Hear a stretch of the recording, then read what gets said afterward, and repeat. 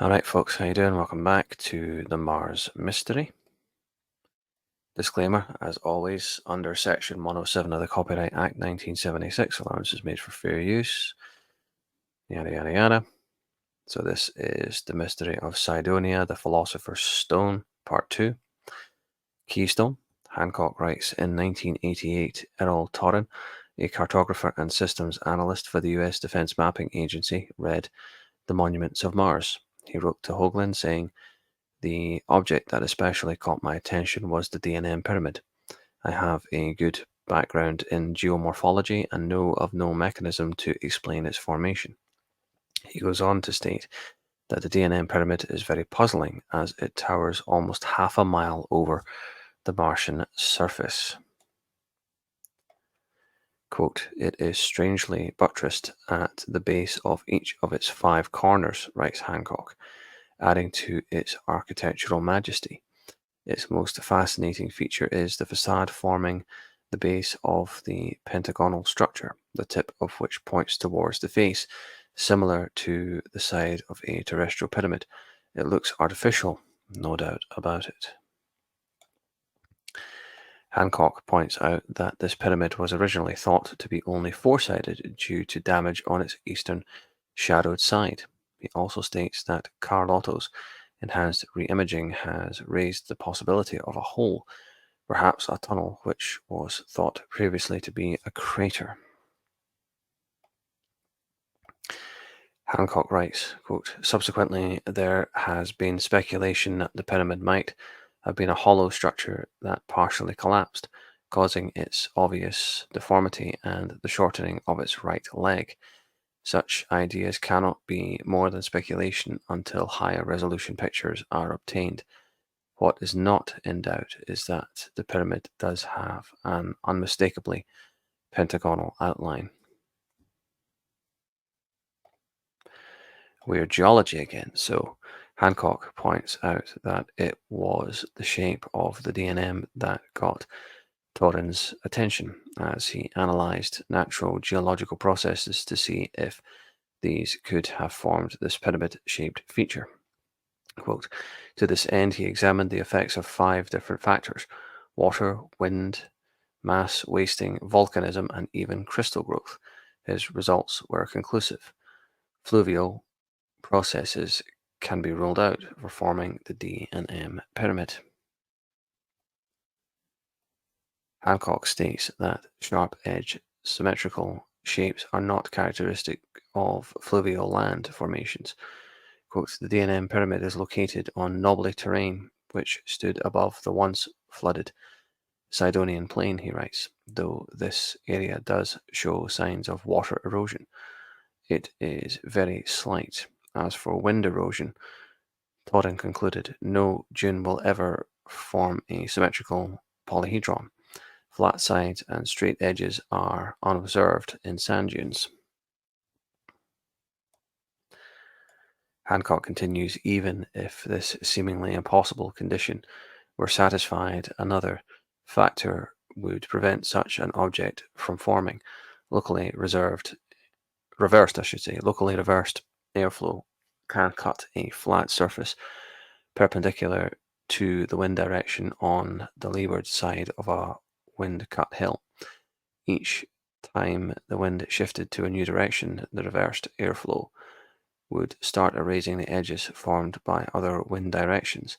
The end result would not be a pyramidal hill, but rather a round one." What you mean, like Silbury Hill, for example? That's what I was instantly thinking of when I read that. Hancock states that Torren's conclusions correspond to NASA's inability to reproduce pyramid-shaped landforms in wind tunnels. Quote, "The likelihood of 5 geological faults all causing land to slip to produce a bisymmetric polygon are next to impossible. As for volcanism, there is simply no evidence of volcanic activity in Cydonia." Hancock points out that there are different side lengths and angles on the D&M pyramid. He goes on to emphasize that geophysics and geomorphology apply the same on Mars as they do on Earth, with only minor variations due to gravity and atmospheric differences. To think that the DNM pyramid is natural is by any measurement absurd. Alien architecture. Well, I'm not going to cover this because, like I said on my last video, I don't cover everything from the Mars mystery. So Hancock goes on from there, but if you want the rest, you'll have to buy the book or download it. The DNM is artificial. It is fucking clearly artificial. Enough of this. Let's move on to all the juicy stuff. And yeah, that image there of Bart looking incredibly bored. I have, I don't know if I said this on my channel, but I have been talking to folks in real life about, you know, um, geometry being the language of the universe and mathematics. I'm sure I said that in one of my recent videos, that geometry is really the language of the divine. And that doesn't mean that I can understand it because I'm not divine. But what was running through my head there was when you go to South Park, the way that Moses is depicted in South Park reminds me of this, this kind of polygon shaped deity kind of thing. Great and honorable Moses, what do you desire from us, your children? I desire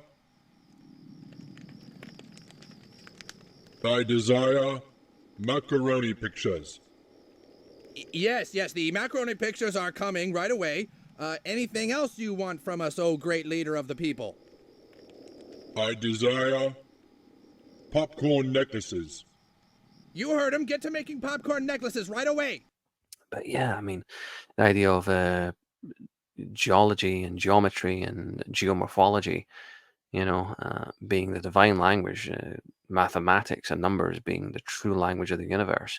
I'm not good with numbers or calculation or mathematics or geometry or anything like that. Most of that stuff goes over my head, and I'll be honest about that. That's why I just kind of left it at that part, because in the book, in this section and the rest of this part, and in the next part in the book, I think it's called Coincidences, or what's it called again? Let me have a look here. It'll only come up on the screen, but let me just look. Not Coincidences. Yeah, no, it was actually, yeah, Coincidence. I was right the first time, yeah. So the chapter that I'm reading here is called The Philosopher's Stone Part 2, and then there's Coincidences after that. I'm just leaving all that out because, like I said in the last video, I'm not going to cover everything. And the whole point of these videos is to encourage you to get the book yourself. It's a summary of the book. It's not a replacement for the book. So if you want Coincidences and if you want the rest of the Philosopher's Stone, get the fucking book and read it for yourself. You should be getting it anyway. Download it if you can't afford it. If you can, get the paper copy. Reward the author. Now I'm going to move directly on to part 3, hidden things and disinformation, because I'm not good with numbers. I don't understand this kind of thing. I do recognize the importance of geometry, but I do also recognize that when it comes to numbers, I am quite literally a space cadet. Anyway, hope you enjoyed this video and take care.